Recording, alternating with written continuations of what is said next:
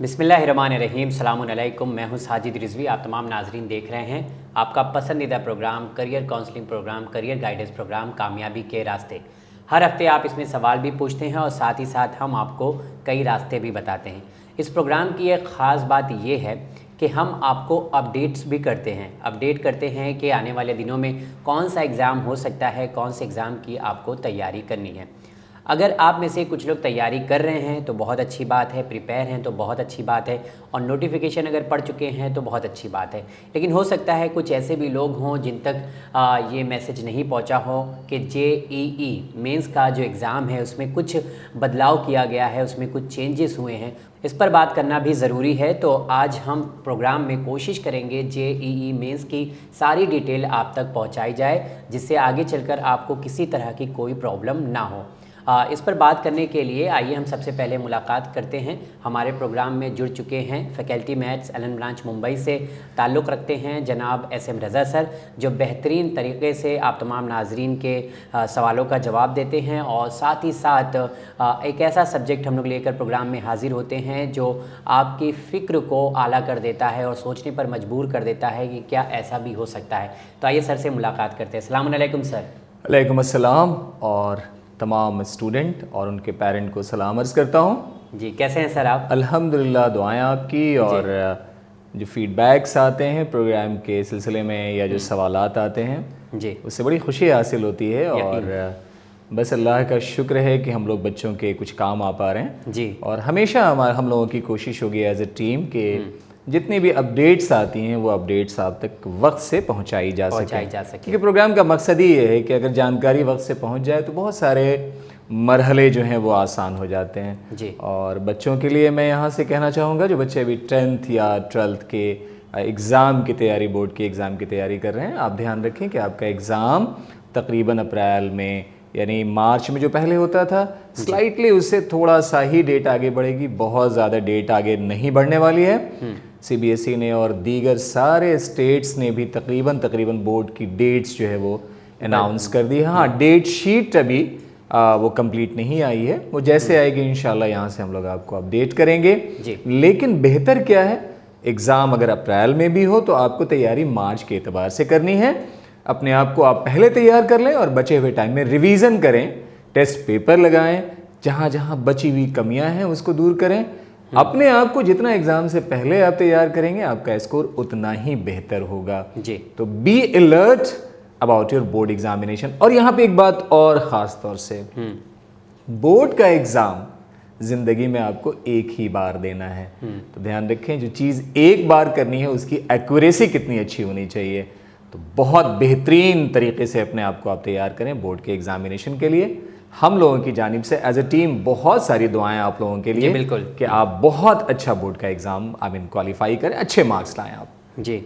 Sir बहुत बहुत शुक्रिया। जैसा कि आज हम लोग प्रोग्राम में JEE मेंस की अपडेट्स के बारे में बात करेंगे, लेकिन उससे पहले मैं एक फ़ीडबैक पढ़ना चाहूँगा। हम लोगों ने शो किया था करियर अपॉर्चुनिटीज़ इन मैथमेटिक्स जी, तो कई फ़ीडबैक आए हैं कि माशाल्लाह ये शो बहुत अच्छा है और काफ़ी कुछ इन्फॉर्मेशन आपने हमें दिया है। एक और फीडबैक है जो मैं पढ़ना चाहूँगा कि love you all, may Allah give you more success to your show so that it never stop. Thank you very much. Thank you. और I am collecting my pocket money to support Channel Win for making such wonderful programs. One request is that notification of examination used to upload on your community section. आपके suggestion को हम ध्यान में रखेंगे। इंशाल्लाह आने वाले दिन में हम कोशिश करेंगे कि नोटिफिकेशन को जो है अपडेट किया जाए। सर इनका एक कहना और अच्छा लगा मुझे कि प्रोग्राम से इन्हें बहुत अच्छा लगा, साथ ही साथ ये चैनल विन को भी सपोर्ट करते रहते हैं। अल्हम्दुलिल्लाह। और जरी अब्बास, आपका शुक्रिया, तहे दिल से आपका शुक्रिया। और देखें आप कि यानी सोच को मैं यहाँ से रियली अप्रिशिएट करता हूँ कि आप अपने पॉकेट मनी को निकाल करके Actually, he knows the value of education. या ऑफ कोर्स। और ऐसे बच्चे कामयाब भी होते हैं जिन्होंने वक्त से तालीम की अहमियत को समझ लिया। कामयाबी उन्हीं के हाथ आती है। तो आपके सक्सेस के लिए हम लोग यहाँ से दुआ गो हैं। जो आपने लफ्ज़ कहे वो हमारे लिए पैसे से कहीं ज़्यादा मानी रखते हैं। और आप जैसे बच्चे प्रोग्राम से जुड़ते हैं और हम लोगों की ख्वाहिश भी ये है कि समाज बेटर हो, आप अच्छे हों, आपका मुस्तकबिल रोशन हो। खूब मन से पढ़िए और इंशाल्लाह वक्त से आप अपडेट कीजिए कि आप कैसे कैसे कामयाबी हासिल कर रहे हैं। आप कामयाब ज़रूर इंशाल्लाह ज़िंदगी में होंगे, एकदम होंगे। जी जी।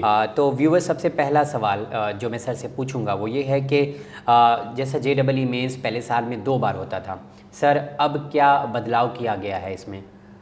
देखें, पिछले प्रोग्राम में जो नेशनल एजुकेशन पॉलिसी की हम लोगों ने बात की थी, तकरीबन आहिस्ते आहिस्ते गवर्नमेंट उस तरफ कदम बढ़ा रही है। अच्छा। और इस बार JEE मेंस का एग्ज़ाम 4 बार कंडक्ट किया जाएगा, जो पहले साल में 2 बार कंडक्ट किया जाता था, अब साल में 4 बार, या 4 बार। इस बार 4 बार आपको मौका दिया जा रहा है। 4 बार आप एग्ज़ाम में बैठेंगे और चारों बार में जो सबसे बेस्ट आपका स्कोर होगा उसके एतबार से आपको कॉलेज एलोकेट होगा।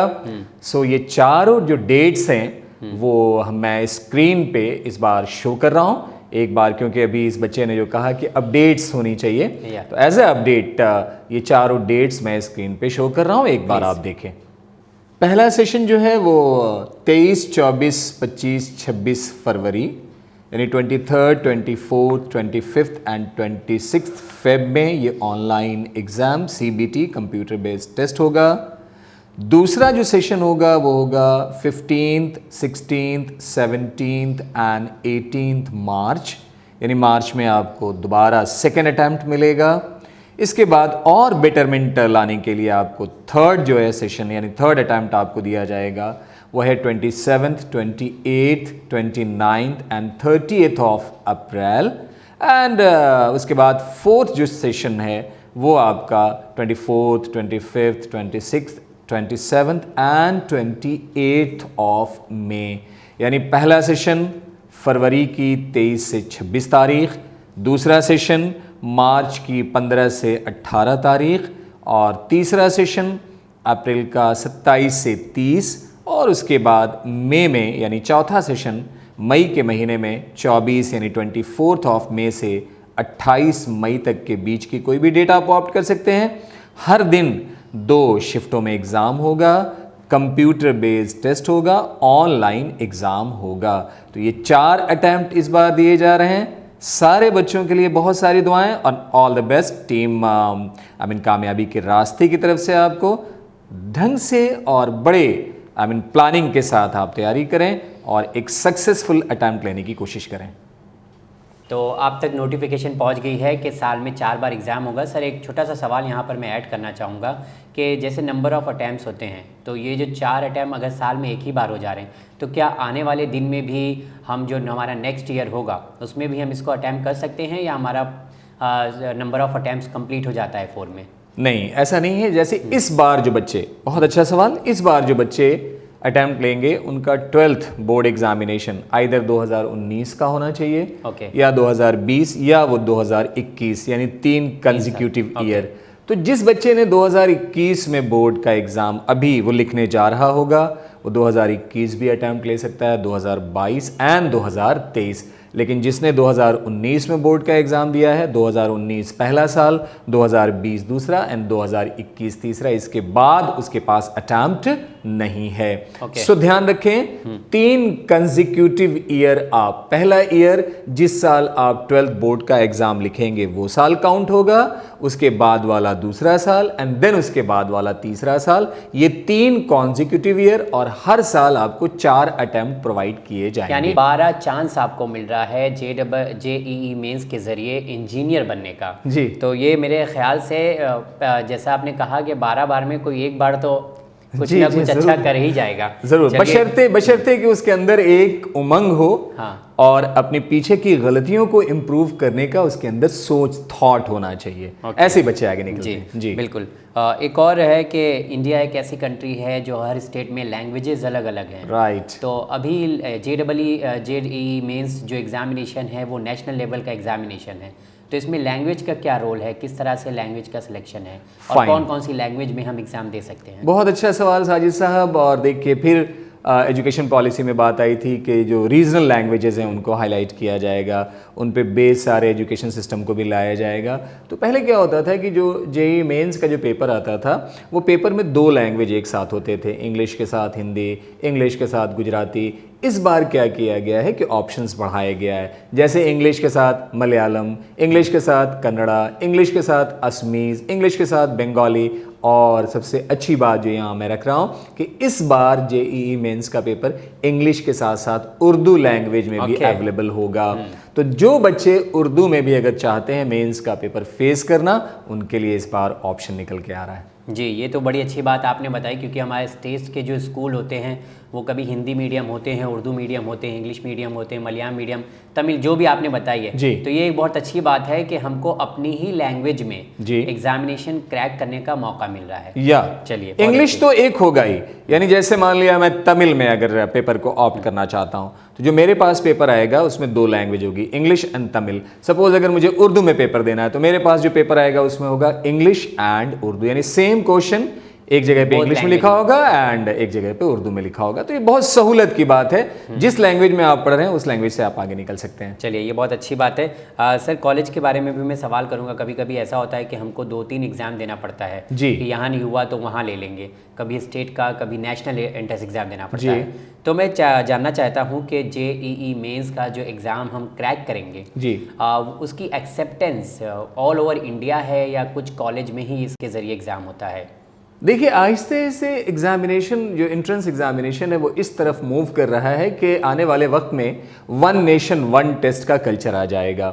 जैसे मेडिकल में आप देख रहे होंगे साजिद साहब, नीट है, अगर आपको एमबीबीएस बीडीएस करना है तो ऑल ओवर इंडिया एक ही एग्जामिनेशन है, वो नीट, बाकी सारे एग्जाम सारे हट गए हैं। जी। देखेंगे आप इंजीनियरिंग में भी आने वाले 4-5 साल में ये चीज़ आ चुकी होगी और उसी डायरेक्शन में अभी पहला किसी स्टेट ने एक्सेप्ट करना शुरू कर दिया है जेईई मेंस? बहुत अच्छा सवाल और बहुत इंपॉर्टेंट। यहाँ से मैं एक न्यूज़ सारे बच्चों को देना चाह रहा हूँ कि इस बार AKTU यानी अबुल कलाम टेक्निकल यूनिवर्सिटी, जिसको पहले UPC कहा जाता था, यानी उत्तर प्रदेश के जितने सारे गवर्नमेंट और प्राइवेट कॉलेज के लिए अलग से एक इंजीनियरिंग एंट्रेंस एग्जामिनेशन होता था, वो इस बार नहीं होगा और वहाँ के कॉलेजेस के लिए जो जेईई मेंस का स्कोर होगा उसी के बेस पे मेरिट बनेगी और उन कॉलेजेस में मेंस के स्कोर पे ही आपको दाखला मिलेगा। सो इस बार उत्तर प्रदेश अपने यहाँ के कॉलेजेस के लिए सेपरेट कोई स्टेट लेवल का एग्जाम कंडक्ट नहीं करेगा और वो जेईई मेंस के स्कोर को ही एक्सेप्ट करेगा। तो मुझे लगता है कि आने वाले टाइम में 1 नेशन 1 टेस्ट का कल्चर 2-3 साल में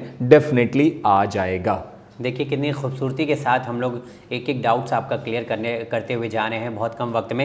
एक और डाउट्स है कि हमारी जो कंट्री है वहाँ के जो रिमोट एरिया हैं वहाँ पर सेंटर की जो अवेलेबिलिटी है वो मतलब कम मिलती है। तो क्या जेईई मेंस के लिए अगर हमें एग्ज़ाम की तैयारी करना है तो क्या इसके लिए कुछ प्रैक्टिस सेंटर भी बनाए जा रहे हैं गवर्नमेंट ऑफ इंडिया की तरफ से? या डेफिनेटली जो रिमोट एरिया है जहाँ पे बच्चों के पास या ऐसे हालात हैं जहाँ कंप्यूटर बच्चों के पास अवेलेबल नहीं है या जहाँ नेट की उतनी अच्छी फैसिलिटी नहीं है, तो इस तरह के टेस्ट सेंटर वहाँ प्रैक्टिस टेस्ट सेंटर वहाँ पे लॉन्च किए जा रहे हैं, specially for the JEE mains. या ऑफ कोर्स जेईई मेंस के लिए भी की जा रही है ये चीजें, और दूसरे के लिए भी आने वाले वक्त में हो सकता है ये चीजें रेप्लिका हो। लेकिन जो एकदम ऐसा रिमोट एरिया मैं कह रहा हूँ, अर्बन एरिया की बात मैं नहीं कर रहा हूँ, जो शहर है वहाँ की बात नहीं कर रहा हूँ, जो रिमोट एरियाज हैं वहाँ पे प्रैक्टिस टेस्ट सेंटर लॉन्च किया जा रहा है almost each and every state का, ऑलमोस्ट और वहाँ पे आप जा करके अपने आप को इनरोल करा लें और आपने ऑलरेडी जेईई मेंस का अपने एग्जाम का फॉर्म फिल तो किया ही होगा, उसके बेस पे वहाँ पे आपको टेस्ट सेंटर पे टेस्ट तो हमें जाना पड़ेगा, या डेफिनेटली जाना पड़ेगा और वहाँ पर आप टेस्ट देने की फैसिलिटी आपके पास अवेलेबल है। आप बड़े आराम से वहाँ पर अपने आप को इनरोल करा करके या अपना नाम दर्ज करा करके वहाँ जो टेस्ट की फैसिलिटी है उस सेंटर में बैठ के टेस्ट की प्रैक्टिस भी आप कर सकते हैं before going in the examination of. वो ऐसा ना लगे कि कभी कभी ऐसा होता है ना, हम पहुंच जाते हैं और हम अपडेट नहीं रहते, आता तो सब कुछ है पर पता नहीं होता है क्या करना है। तो प्रैक्टिस अगर हो जाएगी वो भी ऐसे एरिया में जहां पर फैसिलिटी नहीं है और टेस्ट सेंटर बनाया जा रहा है, प्रैक्टिस सेंटर, तो ये तो बहुत अच्छी बात है, मतलब नो डाउट एट ऑल। और इसमें देखेंगे साजिद साहब क्या होता है कि जितने भी इक्विपमेंट होते हैं जो उन इक्विपमेंट को चलाने की स्पीड भी आपके पास अच्छी होनी चाहिए। अब पता यूं चला कि आपके पास कंप्यूटर पे या लैपटॉप पे क्वेश्चन करने की आदत नहीं है, तो जिस क्वेश्चन को आप जनरली अगर अगर प्रैक्टिस होगी 1 मिनट में करेंगे तो वैसे आपका 2 या 2.5 मिनट लगेगा, तो वहाँ पे टाइम किल है। तो इन चीज़ों से दूर आने, आपको बचाने के लिए, आपको अच्छी फैसिलिटी प्रोवाइड करने के लिए गवर्नमेंट इस तरह का स्टेप ले रही है। आप जाके प्रैक्टिस करें और अपनी स्पीड को मेंटेन करें। ये लेटेस्ट अपडेट्स हैं जेईई मेंस की जो हम आप तक पहुंचा रहे हैं। एक और अपडेट की तरफ बढ़ते हैं सर, मॉक टेस्ट का क्या किस तरह से होगा ऑनलाइन? यस, एक अच्छी अपडेट यहाँ और मैं करने जा रहा हूँ। एनटीए ने एक साइट डेवलप किया है www.nta.ac.in। इस साइट पे आप जाएं, वहाँ पे बहुत सारे मॉक टेस्ट पेपर अवेलेबल हैं। आप उन मॉक टेस्ट पेपर की प्रैक्टिस, मैं तो कहता हूँ कि हर एक दिन के बाद एक पेपर करने की आप कोशिश करें, और वहाँ से आपको आपका स्कोर भी पता चलता रहेगा, आपकी प्रैक्टिस, आपकी स्पीड, आपके अंदर एक्यूरेसी भी आती रहेगी। और साथ साथ टेस्ट देने का सबसे बड़ा फायदा क्या है कि आपको वीक एरिया जो आपका होता है उस पे काम कर, जी, वो आइडेंटिफाई हो जाता है और उस पे काम करने का आपको मौका मिल जाता है। तो मॉक टेस्ट पेपर भी एनटीए की साइट पे अवेलेबल है, आप उसका फ़ायदा उठाएं। सर आजकल देखा जा रहा है कि मोबाइल एप्लीकेशंस जो आते हैं उसमें सारी इन्फॉर्मेशन अवेलेबल होती है, तो क्या इस तरह के कोई ऐप्स डेवलप किए गए हैं जिस पे सारी इन्फॉर्मेशन हमको मिल सके? एक ऐप डेवलप किया गया अभ्यास नाम का, उस ऐप को आप डाउनलोड करें, और उस ऐप को डाउनलोड करने के बाद वहां भी देखिए टेस्ट पेपर वहां सारे अवेलेबल है। तो ये अभ्यास जो ऐप है जी, ये सिर्फ और सिर्फ जेईई मेंस के लिए जी, जेईई मेंस एनटीए ने उसको ऐप डेवलप किया हुआ है। और उस ऐप पे आप जाएं, अभ्यास डाउनलोड करें, और वहां पर बहुत सारे मॉक टेस्ट पेपर हैं, आप उसका भी फ़ायदा उठा सकते हैं। तो ये देखिए बदलता हुआ ज़माना है और इंटरनेट का ज़माना है, सॉफ्टवेयर का ज़माना है, तो आपको भी अपने आप को इसके साथ लगा के रखना है और इन चीज़ों का फ़ायदा उठाना है। जी, वेरी गुड सर। अगला सवाल है कि मतलब इन सारी चीज़ों के बावजूद भी कोई ऐसा सेंटर तो होना चाहिए जहाँ पे हमारी क्वायरीज़ है या रिसर्च करना है या कुछ पूछना है, तो क्या इस तरह की चीज़ें भी अवेलेबल हैं? बिकॉज सारी चीज़ें बदल गई हैं तो थोड़ा सा कन्फ्यूजन हो जाता है कभी कभी। यस, एग्जैक्टली 24/7 एक QRS यानी क्वारी सेंटर आपके लिए डेवलप किया गया है। आप किसी भी तरह की क्वारी जो है वो आप वहाँ से दरियाफ्त कर सकते हैं। मैं स्क्रीन पे वो नंबर आपके लिए शो कर रहा हूँ जहाँ आप कॉल करके 24/7 किसी भी तरह की कोई भी प्रॉब्लम अगर आपकी है तो उसका सोल्यूशन आप ले सकते हैं। जेईई मेंस के लिए, जेईई मेंस के लिए जो एनटीए ने आपके लिए दिया है। एक बार स्क्रीन पे उस नंबर को देखें, और मैं कहूँगा ख़ास तौर से जो पेरेंट हैं वो पेन और पेपर लें और इस नंबर को ज़रूर नोट करें। ओके, अब हम लोग बढ़ते हैं क्राइटेरिया की तरफ के क्राइटेरिया क्या होगा, पेपर पैटर्न क्या होगा। तो सर मैं सबसे पहला जो इस पैटर्न की तरफ बढ़ना चाहूँगा कि क्राइटेरिया क्या है इसके अप्लाई करने के लिए या एग्ज़ाम देने के लिए। देखिए इसमें एक जो अहम बात निकल के आई है वो ये है कि इस बार एज को बैरियर नहीं रखा गया है। एज लिमिट नहीं है, लेकिन जो पॉइंट यानी सबसे ज़्यादा अहम जो चीज़ रखी गई है वो ये है कि जिस साल आप बोर्ड का एग्जामिनेशन लिखते हैं वो साल पहला साल अटैम्प्ट का काउंट होगा, उसके बाद वाला दूसरा और उसके बाद वाला तीसरा, यानी सिर्फ 3 कॉन्जिक्यूटिव ईयर तक ही आप इस एंट्रेंस एग्जामिनेशन को दे सकते हैं।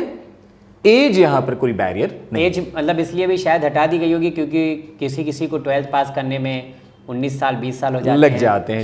जी हाँ, कोई रीज़न होगा जी, हो सकता है। जैसे नीट में आपने देखा था वहाँ पर भी नंबर ऑफ अटैम्प्ट्स थे, वहाँ पर भी एज बैरियर नहीं था। और देखिए पिछले प्रोग्राम में हम लोग एजुकेशन पॉलिसी की बात कर रहे थे साजिद साहब, उसमें यही तो हो रहा था ना कि एजुकेशन को कंटिन्यू किसी भी एज में आप कर सकते हैं, कहीं से भी कर सकते हैं। बीच में अगर आप मदाखलत आ गई, कहीं कोई स्टॉप हो गया एजुकेशन किसी की वजह से, किसी चीज़ की वजह से, तो 2-3 साल के बाद फिर आएँ और फिर वहाँ से आप पढ़ाई शुरू कर दें। जो पीछे की डिग्री थी वो आपकी रिटेन रहेगी और आगे आप बढ़ सकते हैं। तो ये सब रिलैक्सेशन किए जा रहे हैं। ओके, जब इतना सब कुछ चेंज हो गया है तो पेपर पैटर्न क्या वही पुराना तरीका होगा एग्जामिनेशन देने का कि या इसमें भी कुछ बदलाव किया गया है? बदलाव किया गया है और बहुत अहम बदलाव किया गया है। और बच्चों के लिए कह रहा हूँ, आपके लिए पेपर और आसान बनाया जा रहा है।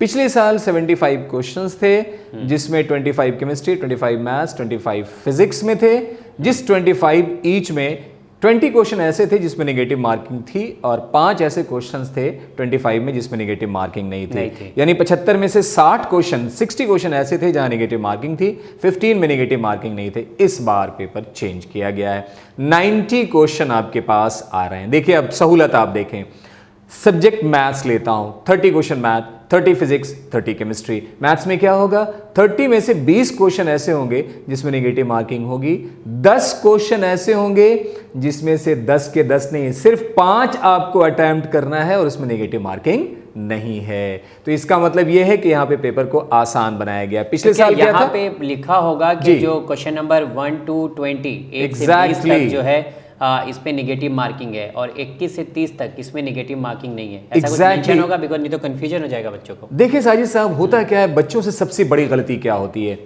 हमेशा मैं आपको यहाँ से सलाह दे रहा हूँ, छोटे एक स्टूडेंट एज अ पेरेंट आप कह लें, एज अ गाइड कह लें, एज अ काउंसलर कह लें, मैं एक बात आपसे कहना चाह रहा हूँ। पेपर का पहला जो फ्रंट पेज होता है उस पे इंस्ट्रक्शन होती है, इंस्ट्रक्शन को जरूर पढ़ा कीजिए। वो अक्सर हम नहीं पढ़ते। 5 मिनट्स जरूर लगाइए इंस्ट्रक्शन को पढ़ने के लिए। तो इस प्रोग्राम की खूबी है, या साजिद साहब ने इस तरह से प्रोग्राम को अरेंज कराया मुझसे कि मैं पहले आपको अवेयर करा रहा हूं, तो मैं पूरा फ्रंट पेज ही एक तरह से आपको बता रहा हूं कि 90 क्वेश्चन आए, 30 मैथ्स में आए, तो 30 मैथ्स में जो फर्स्ट 20 क्वेश्चंस होंगे उसमें नेगेटिव मार्किंग होगी, और 10 यानी 21 से जो 30 तक का क्वेश्चन होगा उस 10 में से सिर्फ 5 क्वेश्चन आपको करने हैं, 5 करने हैं और उनमें नेगेटिव मार्किंग नहीं है। ऐसे ही 30 क्वेश्चन केमिस्ट्री में होंगे, 20 में नेगेटिव मार्किंग होगी, फिर 10 जो क्वेश्चन होंगे उसमें 5 करने हैं, उसमें नेगेटिव मार्किंग नहीं है, एंड सेम फिजिक्स में। ओके, चलिए, तो ये पेपर पैटर्न है, आपको पूरा पढ़ना होगा, और जिससे सर ने बताया कि इस बार 75 की जगह 90 क्वेश्चंस होंगे, लेकिन अटेम्प्ट 75 ही करना है। अच्छा, अटेम्प्ट 75 ही करना है, और नेगेटिव मार्किंग जो है लास्ट के 10 क्वेश्चन में नहीं होगी जी, और उसमें से 10 में से 5 ही आपको करना है। जी हाँ। तो चलिए, कुछ क्वेश्चंस बढ़ गए हैं, इससे ये फायदा होगा कि अगर हमको उधर कुछ नहीं आ रहे हैं तो इधर कुछ आ जाएंगे। जी हाँ। चलिए सर, मैं अब एग्ज़ाम पैटर्न का प्रोटोकॉल जानना चाह रहा हूँ, क्योंकि अक्सर हम लोगों को बता भी देते हैं कि आपको एग्ज़ाम पे जाने से पहले किन किन बातों का ध्यान रखना है। आजकल हालात ऐसे हैं कि प्रोटोकॉल्स भी चेंज हो रहे हैं जी, तो जेईई मेंस के लिए क्या कुछ अलग से प्रोटोकॉल बनाया गया है? बस देखिए, एक विन पे एक और प्रोग्राम आता है, सेहत हजार नेमत जी। तो सेहत है तो सब कुछ है, पहले ज़िंदगी है, और आपके पेरेंट्स के लिए आप अपने आप को ठीक रखें, क्योंकि पेरेंट की सबसे पहली और आखिरी ख्वाहिश क्या होती है कि बच्चे सेहतमंद रहें, बच्चे खुशहाल रहें, आप अच्छे से रहें। प्रोटोकॉल आपको मेंटेन करना है, मास्क आपको वेयर करना है, एक 50 ml की 50 ml का एक हैंड सैनिटाइज़र आपको लेके जाना है, वाटर बोतल परमिशन रहेगी, या वाटर बोतल ट्रांसपेरेंट वाटर बोतल होना चाहिए, ऐसा नहीं कि ब्लैक और येलो और पिंक कलर की, रेड कलर की जो घर में रेफ्रिजरेटर में बोतल होती है वो आप लेके चले गए, नहीं, ट्रांसपेरेंट वाटर बोतल आपको लेके जाना है। और जो बच्चे डायबिटिक हैं, अल्लाह नहीं करे कि किसी बच्चे को डायबिटिक हो, और उन सारे बच्चों की सेहत के लिए हम लोग यहाँ से दुआ करते हैं कि आप सेहतमंद रहें। जो बच्चे डायबिटिक हों उनके लिए जो डायबिटिक की टैबलेट्स हैं, शुगर की जो टैबलेट हैं, वो अलाउड की जाएंगी, और साथ साथ वो कुछ सप्लीमेंट डाइट के तौर पे जैसे बनाना, एप्पल या ऑरेंज, इस टाइप की चीज़ ले जा सकते हैं।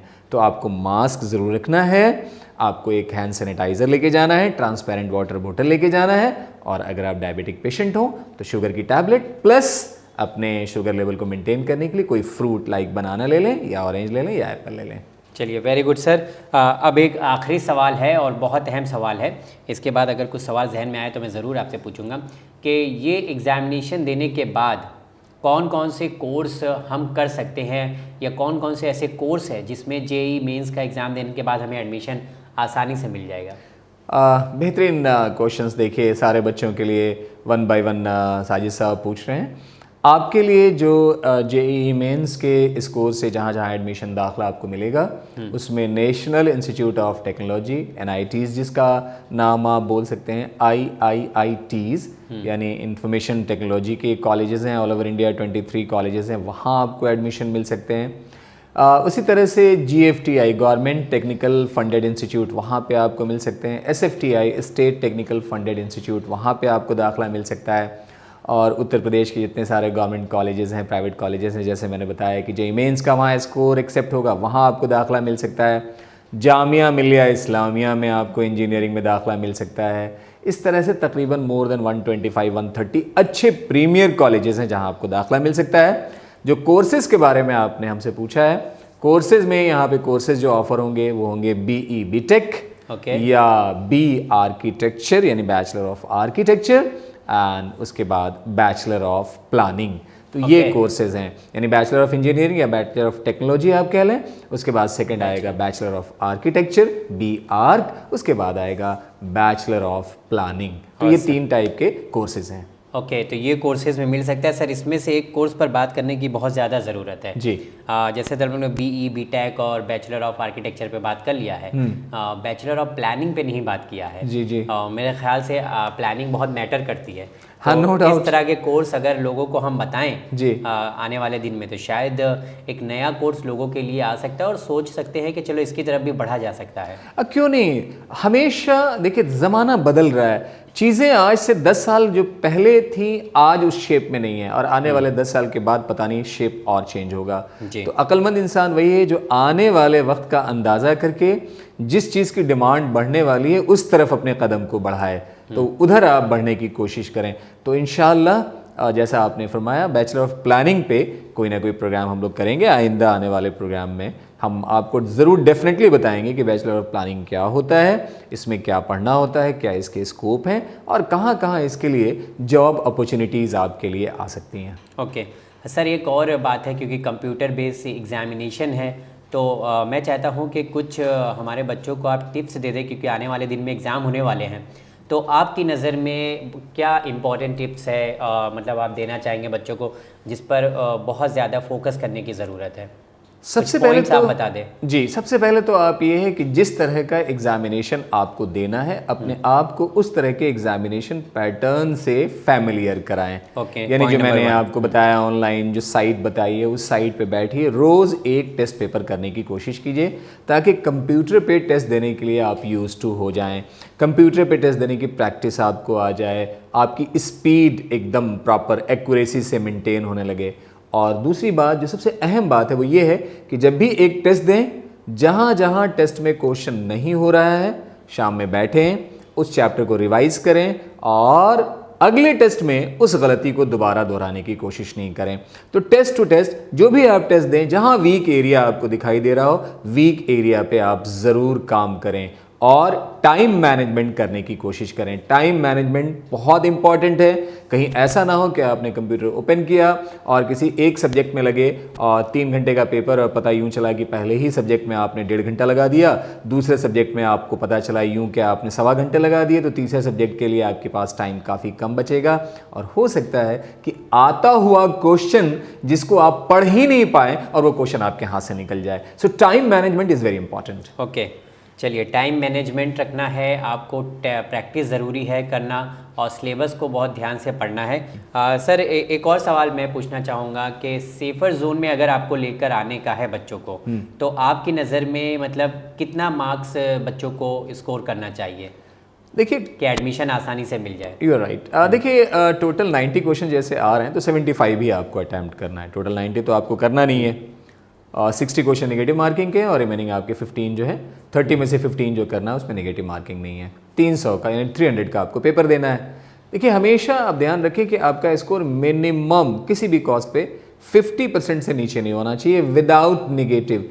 जितना आप मार्क्स अप करते जाएंगे उतना ही आप 50% मतलब क्या, मतलब एटलीस्ट 150 प्लस आपका स्कोर हर हाल में होना यानी चाहिए। 300 नंबर का जो है एग्जामिनेशन है। राइट। एटलीस्ट 150 प्लस होना चाहिए। यानी 150 से आप मान लें कि आपका जोन सेफर जोन स्टार्ट होगा, और जितना ही बेटर आप स्कोर करते जाएंगे उतनी ही रैंक आपकी इंप्रूव होगी, और जितनी ही रैंक आपकी इंप्रूव होगी उतनी ही बेटर कॉलेज का और बेटर ब्रांच का ऑप्शन आपके सामने निकल के आएगा। सो नेगेटिव मार्किंग पे नहीं जाना है, नेगेटिव नहीं करना है, और पॉजिटिव स्कोर को इंक्रीज करना है, अटेम्प्ट को बढ़ाना है एक्यूरेसी के साथ। ओके, चलिए सर, बहुत बहुत शुक्रिया। काफ़ी अच्छी लेटेस्ट इन्फॉर्मेशन सर आपने लोगों तक पहुंचाई है, और मेरे ख्याल से कई डाउट्स रह जाते हैं एग्जामिनेशन होते होते तक, सेंटर तक पहुंचने तक। तो अगर ये प्रोग्राम आप लोग देख रहे हैं तो इस प्रोग्राम को लोगों को पास करें जो इसकी तैयारी कर रहे हैं जेईई मेंस की। तो शायद सर की जो बताई हुई गाइडलाइन है उन तक पहुँचेगी तो आपको भी फ़ायदा होगा, और बच्चे के लिए भी जो डाउट्स है वो क्लियर हो जाएंगे।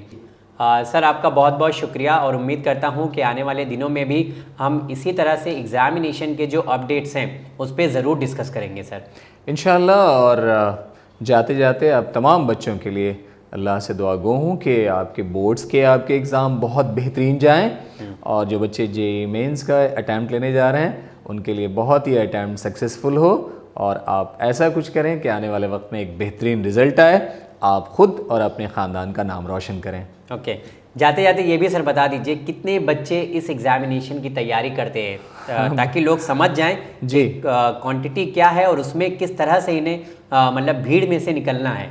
और देखिए, जिस बच्चे के अंदर दम होता है वो अपनी पहचान तो कहीं ना कहीं से ले ही आता है।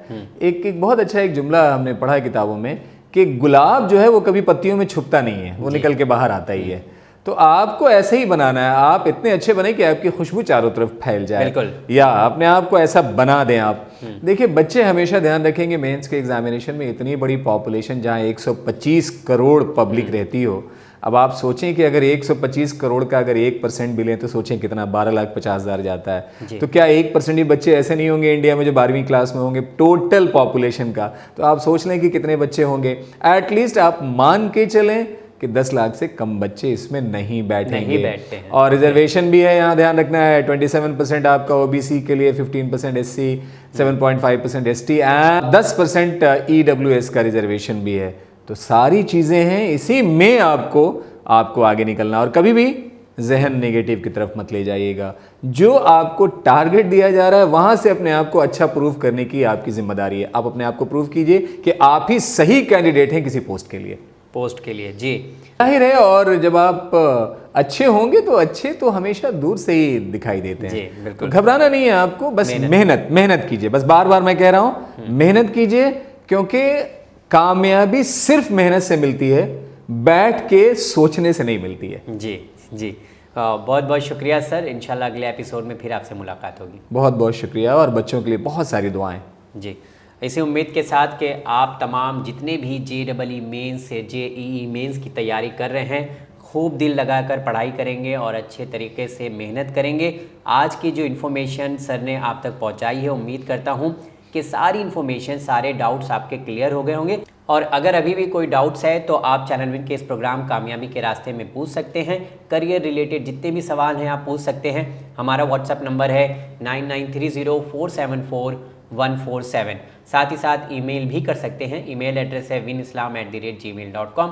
अगले एपिसोड में फिर होगी मुलाकात। देखते रहिए चैनल विन। बहुत बहुत शुक्रिया।